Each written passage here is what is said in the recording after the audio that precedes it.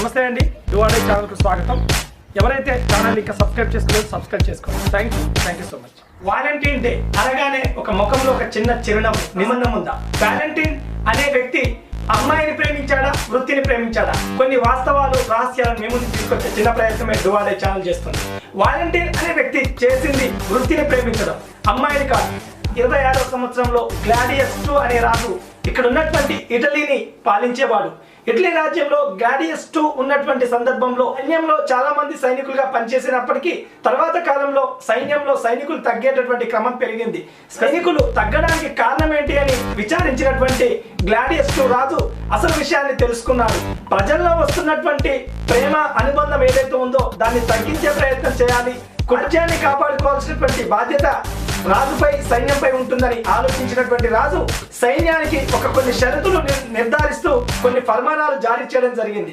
దాంట్లో భాగంగానే ఇటలీ రాజు అయినటువంటి గ్లాడియస్ II కొన్ని శాసనాలని జారీ చేశాడు. స్పెసిఫిక్ గా రాజ్యంలో ప్రేమలు, వివాహాలు కొంతకాలం వరకు నిషిద్ధం ఉండాలని ప్రకటించాడు. మత ఆచారం ప్రకారం బిషప్ గా ఉన్నటువంటి వాలంటీన్ లాంటి వాళ్ళు ఎంతో మంది పెళ్లిళ్ళు చేసేవారు. ఎప్పుడైతే శాసనం జారీ అయిన తర్వాత నగరంలో పెళ్లిళ్ళు జరగడం బంద్ అయిపోయింది. ప్రేమికుల పరిస్థితి ఇక చెప్పుకోవాల్సినటువంటి అవసరమే లేదు. రాజు జారీ చేసినటువంటి శాసనాలకు భయపడి నగరంలో పెళ్లిళ్ళు బంద్ అయిపోయినాయి. కానీ ప్రేమికులు మాత్రం ఎలానైనా పెళ్లిళ్ళు చేసుకోవాలని ఆలోచించేవారు. అక్కడ ఉన్నటువంటి క్రైస్తవ మతం ఆచారం ప్రకారం ఒక బిషప్ ఆధ్వర్యంలోనో, ఇంకా అక్కడ ఉన్నటువంటి ఈ చర్చిలను నడిపేటటువంటి అధిపతుల ఆధ్వర్యంలో జరగాల్సినటువంటి అవసరం ఉండేది. దాంట్లో భాగంగానే పెళ్లిళ్ళు నిర్వహించేటటువంటి వాలంటీన్ ఒక అడుగు ముందుకేసి ఈ ప్రేమికుల ప్రేమని కాదనలేక వాళ్ళకి పెళ్లిళ్ళు జరిపించేవాడు.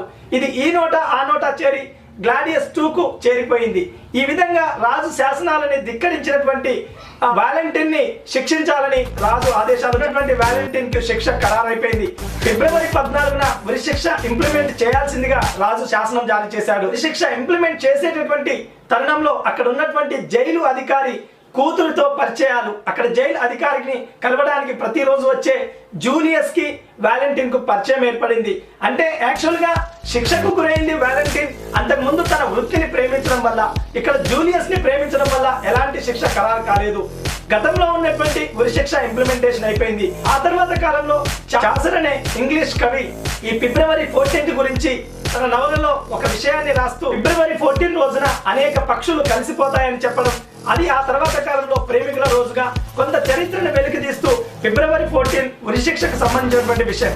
సో ఇక్కడ ఉన్నటువంటి వాలంటీన్ కు శిక్ష ఖరారైంది జూలియస్ ని ప్రేమించినందుకు కాదు, తన వృత్తిని ప్రేమించినందుకు. ఇప్పటికీ ప్రేమికుల దినోత్సవం రోజు ఆల్మోస్ట్ ఒక 80 లక్షల నుంచి 1 కోటి వరకు ప్రేమ ప్రపోజల్లు జరుగుతున్నాయని అర్థమవుతుంది. సో ఏదేమైనా ప్రేమని మీ వృత్తిపై చూపించండి, కుటుంబంపై చూపించండి. నిజమైన ప్రేమ అయితే ఖచ్చితంగా అమ్మాయిపై కూడా చూపించండి.